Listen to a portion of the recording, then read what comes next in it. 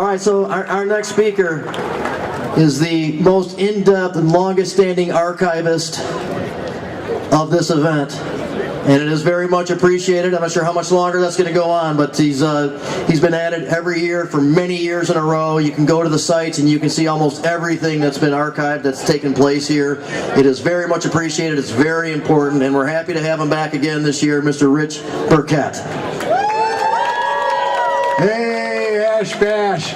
I live in Mexico, and I come up to Michigan every year for the Hash Bash and to visit my family and friends. And originally my speech was going to be about all the people who make Hash Bash happen that you don't hear about. You know, they're just not mentioned. You know, and we got some good leaders, but you have to understand those leaders can't do it alone. And that was also my story. I consider me to be a central role in every aspect of Hash Bash, the sound, PA, and the Monroe Street Fair. And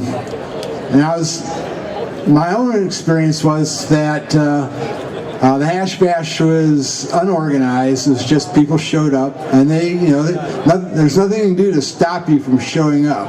That's one reason why Hash Bash will go on as long as people come.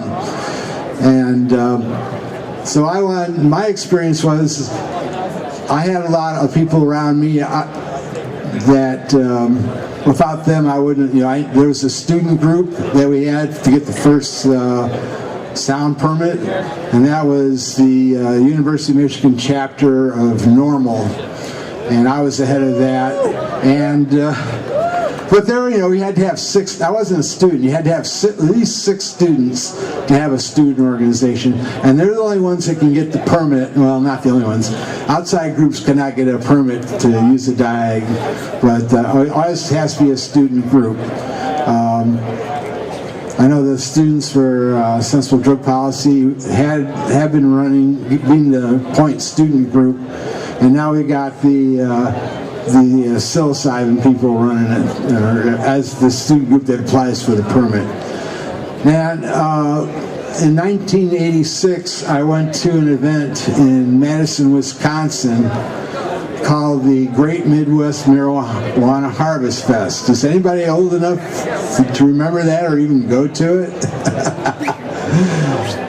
And they had a great organizer. His name was Ben Mazzell. Well, he's since died from tobacco smoking. Who knows? But he had a similar event. It was in the fall, and he would have a march that goes to a point where they had speakers and they could talk over a PA, and then from there they marched to another park where they had rented a stage so people could listen to music and just chill out. And I said, well, you know what? The Hash Bash could be like this. So my first goal was to get a permit to have amplified sound. And back then, the university hated the event and wanted to do everything to get rid of it. It almost died, and they were hoping that it would stay dead, but it came back to life. And other people that helped make Hash Bash what it is High Times and Steve Hager. They promoted it. They really made people aware of the event. And it wasn't that when I went in '86, there was only 400 people, and then the next year I know it was 2,000, and it grew from there.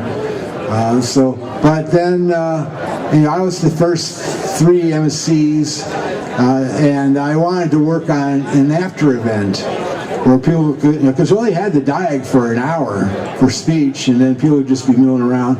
So I wanted to have a place where people could go, afterwards. We call it an after event, where they could listen to music and chill out. That's what I worked on while the diag event was in the hands of Adam Brook. And we brought in Adam Brook. He did such a great job one year with publicity. He earned the job, and he's had it for years and years afterwards. I don't know, maybe decades. So Adam and I go back, but I was leaving him to run the Diag, and I was working on the after event, which was on Monroe Street. And that event I handed off to Charlie Strackbine, who turned it into the Monroe Street Fair. Now there's no Monroe Street Fair this year, and I've gotten an earful from some activists about Monroe Street Fair and what it should or shouldn't do at this point. But yeah, it's a shame. But I think Monroe Street Fair will be back. But I was the one that actually started what's now the Monroe Street Fair, and but also I wanted to talk about people trying to control and take over the Hash Bash. Well, the Hash Bash, the first use of the word Hash Bash was in 1972 in a newspaper article, and then that name sort of stuck. And it was also going to be the Hash Festival. The Hash Bash settled. And when the student group sued the University of Michigan for a permit for the Diag, the news media and the people that are opposed to the event are all calling it Hash Bash. We offered to maybe have a rally under a different name, but they didn't care. So, and everybody else was calling it Hash Bash, so we stuck with the name Hash Bash. Now, here's the thing. Someone told me that there was a registered trademark for Hash Bash, a trade name was registered as intellectual property Hash Bash. Well, I'm telling you right now, nobody owns the phrase Hash Bash. It's in the public domain, and anybody that tries to stop you from using the word, the phrase Hash Bash, they might threaten you with a lawsuit or something. You're infringing on our intellectual property, but it's in the public domain, and it can't stand it. Even, it's been used for 50 years or more, and now someone comes along and says, oh, well, we want this name. So